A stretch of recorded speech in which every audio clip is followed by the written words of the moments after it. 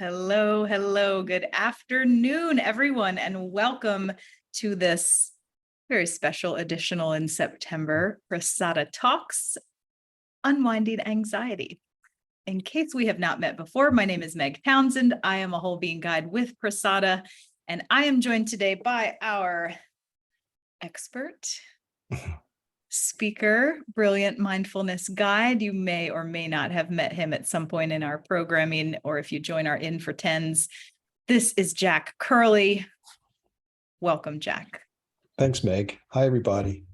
Really happy to have you here today to talk about something that is on a lot of our minds and something that a lot of us experience in our daily lives. And so, Jack, I'm wondering, what trail of breadcrumbs led you to happen upon this work of unwinding anxiety, this program?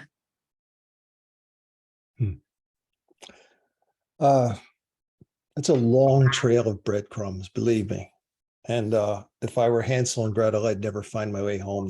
They go so far into the past. I'm sure the birds have eaten them. But anxiety is nothing new for me. I've wrestled with anxiety as far back as I can remember. I remember in 7th grade being given some kind of medicine for being nervous. So it's an old friend. However, and I've coped with it over the years in different ways. However, I thought this was just how I was made, and that I was just having to do things to cope with it, right? Some healthy and some maybe not so healthy, like I love exercise and all that, but I've been known to take a drink or two and things like that. So how we deal with anxiety has been a challenge for me. But when the pandemic hit, Meg, anxiety just went through the roof, not just in me. I mean, I actually was not so bad with it. But everyone around me, even though they weren't physically around me, but speaking to family and friends, everybody was freaked out, and rightfully so. I mean, we were getting daily death reports on the news with little death counters up in the top of the screen, right? Telling you how many people have died and dying and sick and all over the world. And there was a level of uncertainty, like, what are we going to do about it? We just didn't know. So we had to hole up in our homes, That got me curious about, wow, what do you do about this? And, that led me to Google and started checking, dealing with anxiety, answers for anxiety, whatever I Googled. And that really quickly led me to this guy named Dr. Judson Brewer from Brown University. And I learned and he was doing at the time during the pandemic, he was doing daily coping with anxiety updates on YouTube. And they were about 10 minutes long. And he would just talk about what anxiety is, what practices we could do to deal with it. And I got hooked on those and got hooked on his thinking. And so as I came to understand what anxiety actually is, that something triggers this, and then it kind of spins out of control. So our thinking spins out of control. And with Dr. Brewer's perspective, I began to realize that there's a way to unwind it. And of course, his book is titled Unwinding Anxiety. And of course, I bought the book and I started reading it, and I was just floored by how, as you know, Meg, I have an engineering background. So I love the science of things. I love how things make sense. They're logical. And as I read Dr. Brewer's explanation of how our mind sets up these habits, I just thought, wow, this is so simple and yet so easy to miss. It's so easy to miss. So I just decided to start studying his work and a few other things, but mostly his work on anxiety and trying to apply it to myself. And so, of course, I found that he has an app called Unwinding Anxiety, which is the main way he teaches this program of habit change, not just for anxiety, though, for cigarette smoking, craving to quit, it's called, and for eating stress eating. It's called Eat Right Now. So this same methodology is, what I liked about it is universal in a sense. It applies to any habit. And so I began to follow and use the app, and I saw such great benefit in it, Meg, personally, that frankly, I just thought, I just want to sit back and enjoy this anxiety-free existence for a while, because his method allowed me to catch anxiety as it started to happen, turn into it, which is a mindfulness practice, understand where it's coming from, and also understand that it was happening in my body and that I could address it through the body. And as I did those things, I get really excited at how good this was. And of course, because of what we do, I thought, this would be a great thing to share with our Prasada clients. And as I was thinking that, Dr. Brewer and his colleagues were offering a new training on how to facilitate this training. And I signed up right away. And so for the last 6 months, I've been working with them to understand sort of what's behind the curtain on these programs and how to be a facilitator of the program. So to answer a short question with a long answer, as I usually do, it was, I guess, simply love at first sight with a method that is so effective that I just wanted to learn more and share it. And how does it continue to take shape in your life now, right? Because you kind of worked. I'll give you a great example. Give me an that example. Just happened. So we had decided, Meg, that I would join you 15 minutes early. So in case there were any technical glitches. Oh yeah, and then I was 5 minutes late to that. So you were probably Well, and as you know, as always, when I'm ready to start something, my cat started meowing, which means she's hungry. And at the same time, I'm drinking a cup of coffee. So I'm amping up a little bit. And as I thought, I looked at my watch, I said, oh, I got to meet with Meg in 3 minutes. And I started to spin. I gotta, and I caught myself right away. I said, here it is. Here's anxiety on the doorstep. What do I do? And what I've learned to do is it's in the body. I just took a few deep breaths. I just said, you've been here before.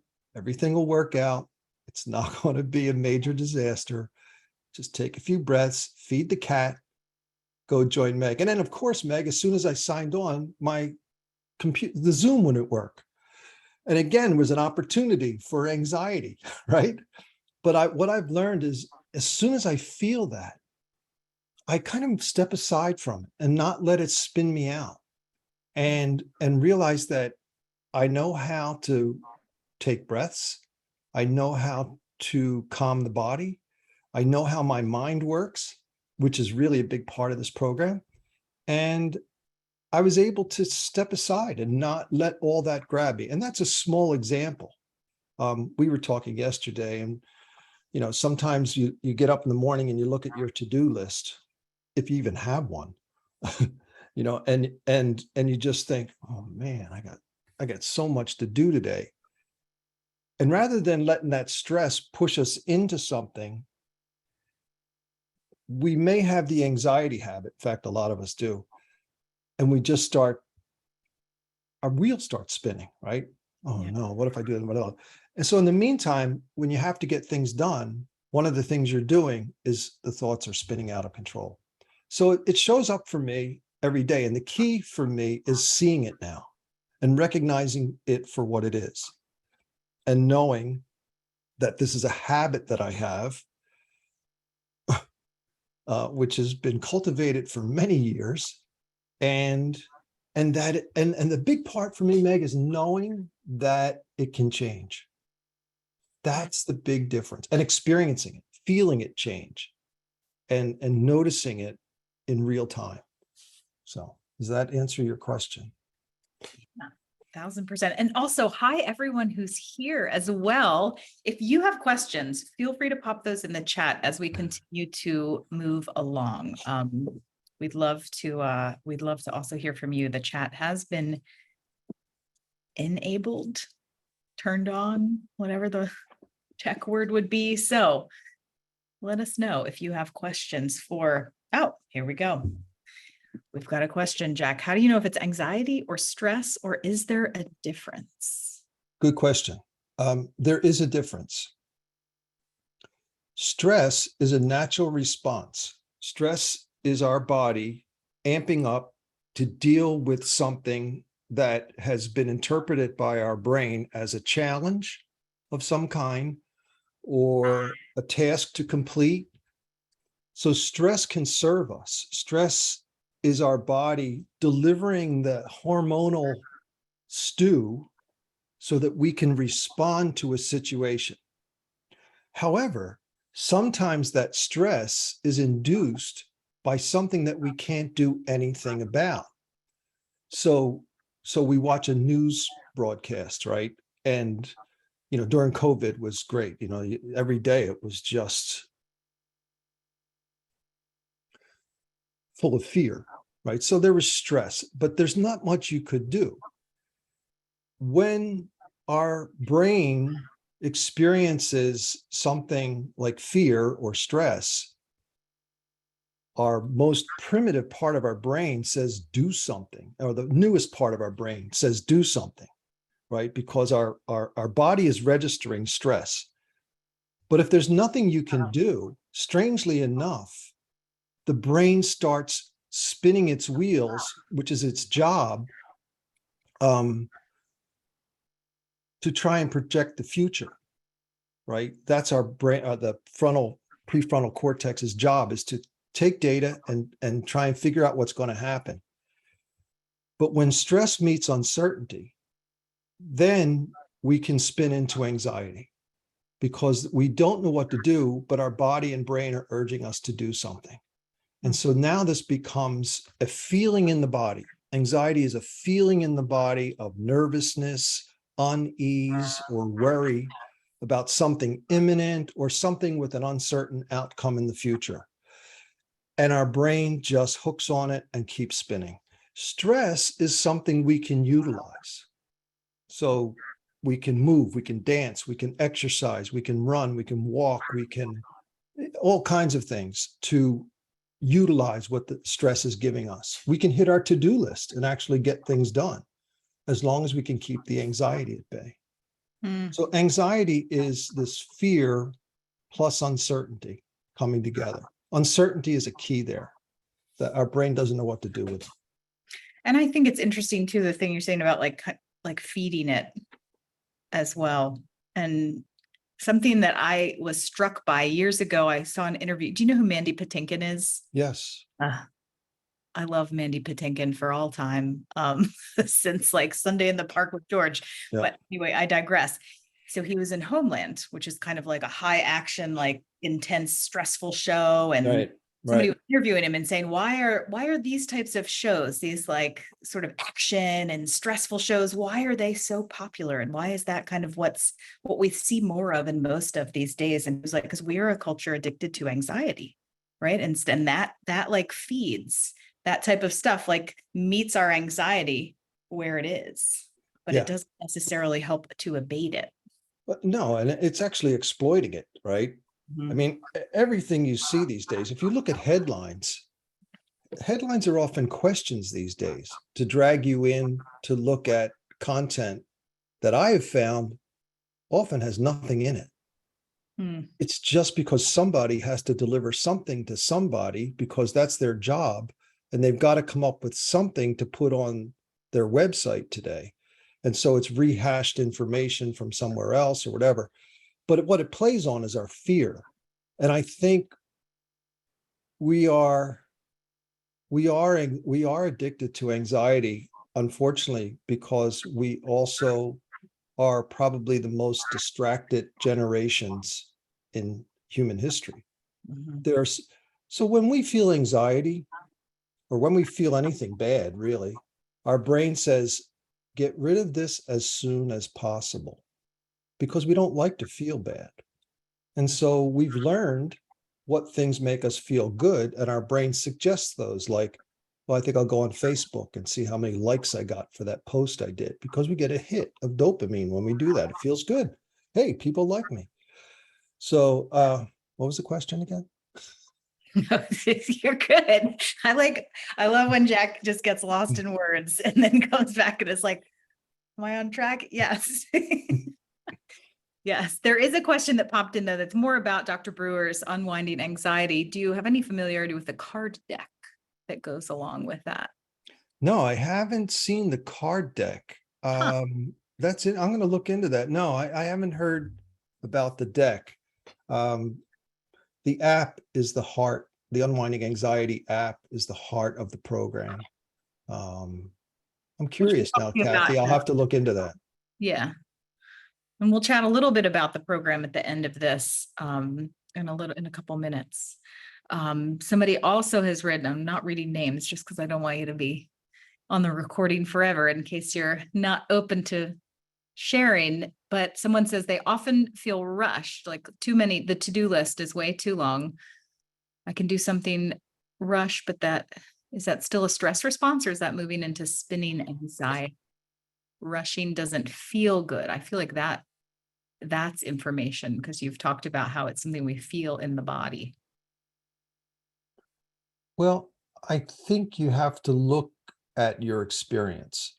So when you have too many to-dos, that's stress, right? I got to get stuff done. Your response can go either way. It can be, I'm going to put my nose to the grindstone and I'm going to get stuff done. Where anxiety comes in is if your mind starts tripping out, even as you're doing these things. If your mind is constantly saying to you, oh my God, I'm never going to get this done. And, looking for someone to blame, they don't understand how busy I am already. Those are anxiety thoughts because we're not focused on what we're doing. We're focused on our response to perhaps it's fear of failure or not meeting a deadline. What's important to recognize is what you're telling yourself about that. That's where anxiety comes in. So when I was working as an engineer, I often got situations like this where I had what seemed to be too much to deliver in too short a time. Mm-hmm. And I learned pretty quickly that if I spent any time spinning out about, man, they don't understand how much work I already have and how am I ever going to get this done? That's anxiety. I wasn't actually doing anything. So I learned to just focus on what I was doing. I've been meditating for a long time, so I would do some breathing and calm down. What I learned about myself over time is I could work under stressful conditions and accomplish things and not slide into that self-berating or blaming others or whatever our thought cloud becomes around the stress. Stress is simply asking you to respond. Anxiety is a response, but not a very pleasant one. And it doesn't help to get your to-do list done. And I would say it shows up for me where in some days I notice it in that mind piece where my mind is just like, I'm too overwhelmed. I'm too overwhelmed. And that's like, I can just spin on that for a while and just totally shut down. And then I'm like, no, Meg, step out of this for 1 second. You're not too overwhelmed. Like take a deep breath and leverage this stress. But I find myself getting, stuck in that wheel sometimes of just like, it's too much. I can't do it. I can't do it. That would also another example of like, that's anxiety versus mounting to do. Well, but what you just illustrated, Meg, is what's at the heart of this program is mindfulness. Mindfulness is, how we define it in our classes, John Kabat-Zinn, it's the awareness that arises when we pay attention in the present moment. The thing that maybe we don't get across often enough is that it's kind of like a muscle. The more you practice mindfulness formally, like sitting and meditating, or informally, like when you're going mindful eating or mindful walking, we create this ability within ourselves to notice things in real time. So we practice it and then it becomes second nature. So with mindfulness, you start to catch yourself, oh, I'm going into overwhelm here. I know that I do this all the time, and I know it doesn't help, and I know it's not real completely. Of course, we do get a lot of stuff sometimes we have to get done, and maybe we can't get it all done, but it's not cause for us to bite our nails and pull our hair. We just do what we can, and then I most of the time things can wait till tomorrow. So it's this quality of awareness that is key to this program, and this program is about developing that as you practice what we call mapping your mind. So when you notice that, Meg, what triggered it? So what was the trigger to make you feel overwhelmed? Well, it might be looking at your to-do list and you get that, oh my God, I didn't even realize I had that much to do today. So you're triggered by your to-do list. Your behavior could go one way or the other, right? Well, it could go a number of ways. You could just say, I'm going to turn on the TV and watch cartoons. Or you could get stuck on Instagram, or you could just start worrying about, I need to find a new job. I can't do this. This is really getting to me. And we slide down this path into anxiety. With mindfulness, with awareness, you caught yourself. You said, wait a second, let me just take a deep breath here. That essentially is what we're learning to do. At the same time, learning to know our own mind. A big part of this is mapping your own triggers, behaviors, rewards. And we'll go into that a lot more in the program. So you have obviously had a lengthy mindfulness practice, right? Over 50 years. Is that what we? So before coming into this program, you already had a big practice. And so what did Dr. Brewer, what did Unwinding Anxiety illuminate for you that was like kind of next step after this already very solid practice? I think understanding the neuroscience behind it.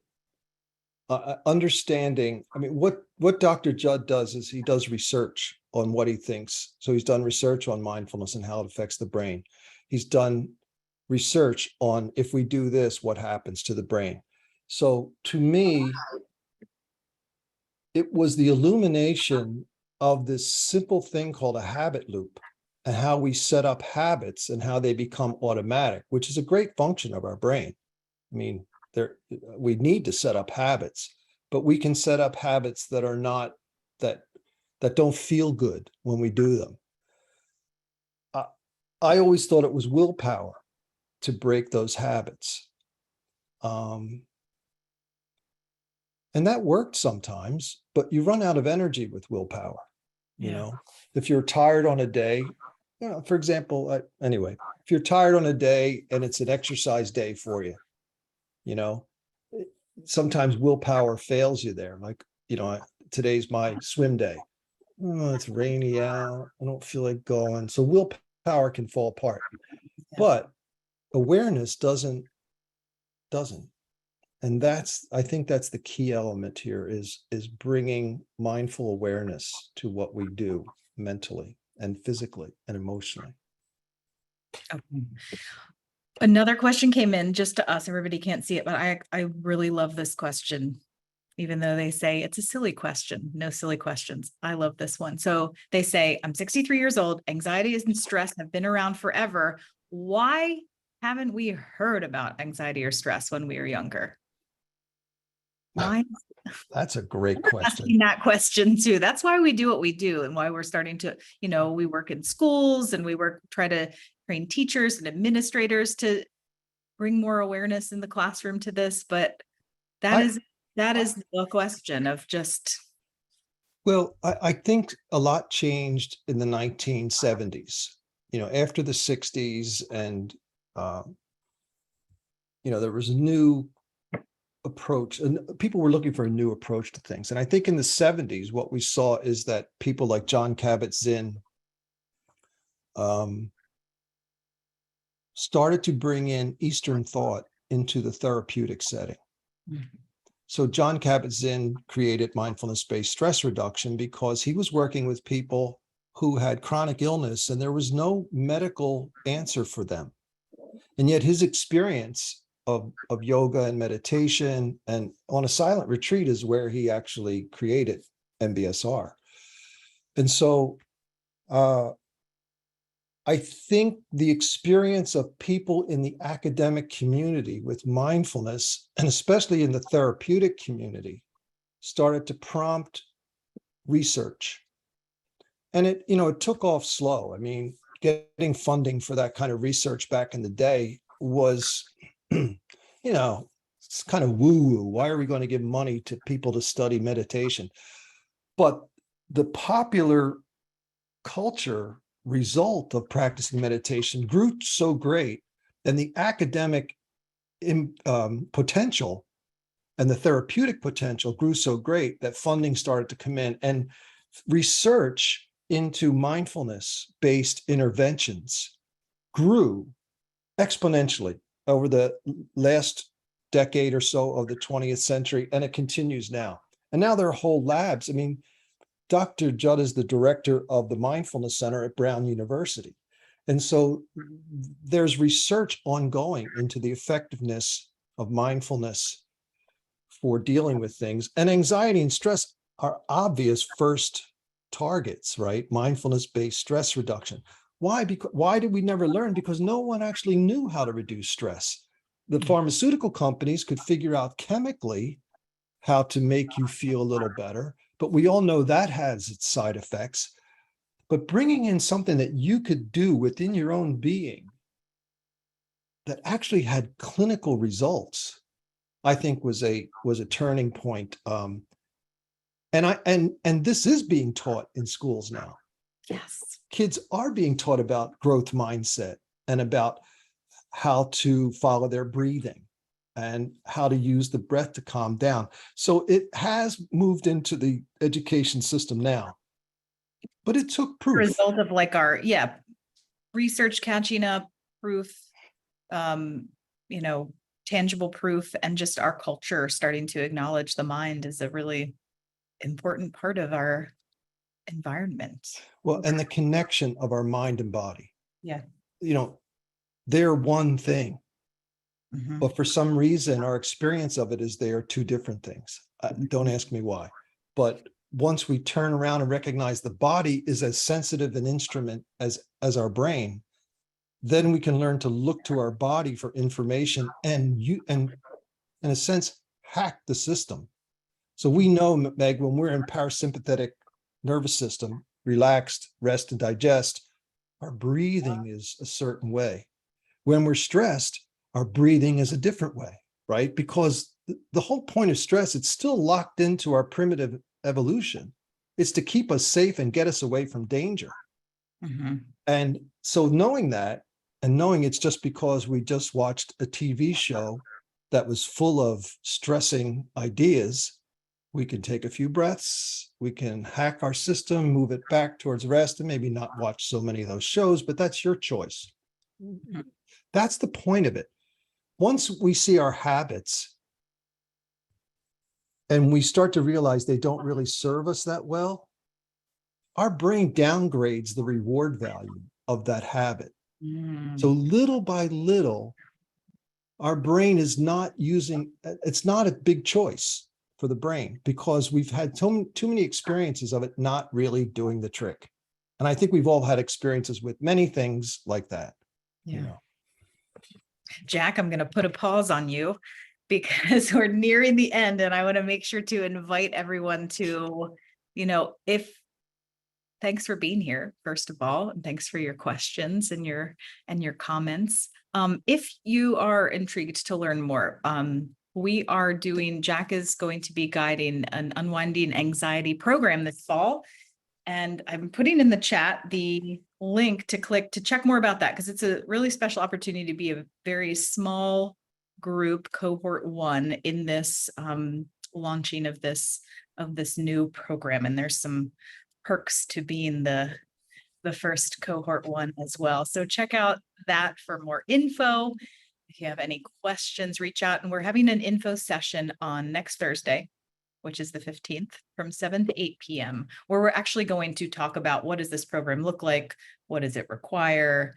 All the nitty gritty. I just wanted to have this with you today, Jack, so that we can start having a conversation about anxiety and, you know, get some thoughts about it. I really appreciate you defined it, right? So we have more awareness just in noticing ourselves as we move through our day, and we can ask ourselves, is this stress? Is this anxiety? You know, how can I proceed? Yes. I just want to highlight that in this training, we're going to use the app designed and created by Dr. Brewer and his team. And Dr. Brewer is actually doing the daily 10-minute modules. There are 30 of those. And so you'll be learning directly from the horse's mouth, as it were. And that's really good because Dr. Brewer really explains these things very clearly. And so you're getting the benefit of his direct research and experience. And then our job is to bring the cohort together. A big part of this is community learning. So we'll come together and, this is flipped classroom model, if anyone's familiar with that, where you do the learning at home, and then when you come to class, we talk about it, and we galvanize the learning. So I'm excited about it. I think it's a great way to learn. Me too. And I'm not going to be, it's Jack's job to be the facilitator. I'm actually going to be a participant in cohort 1. I'm very excited to be a part of it. So thank you all for joining us today. If you have more questions, comments, concerns, please reach out to me or Jack. I'm Meg at prasadawholebeing.com. Jack is Jack at prasadawholebeing.com. We are happy to answer questions and continue to support you. Thank you all for joining. And the 19th is our Breathwork for Focus class. Hi, Sarah. I was excited to see your name. Our Breathwork for Focus class led by me on September 19th, another one of our community programming. Please join us then. Keep an eye on our newsletter for all that info. And until we all meet again, please be well. Thank you for joining. And spread the word. Spread the word. Because everybody knows somebody with anxiety. Yeah. Spread the word-ish, because this is going to be we're only accepting like 5 to 7 people for this one, but well, I might go up to 10. We'll see. All right. But this is the first, hopefully, of many. Yes. Because this is valuable stuff. Yes. All right. Thank you, Jack, for your time. Thank you all for your time. Hopefully you had a good lunch as we chatted, and we'll see you again soon. Be well. See you, everyone. Thanks for showing up.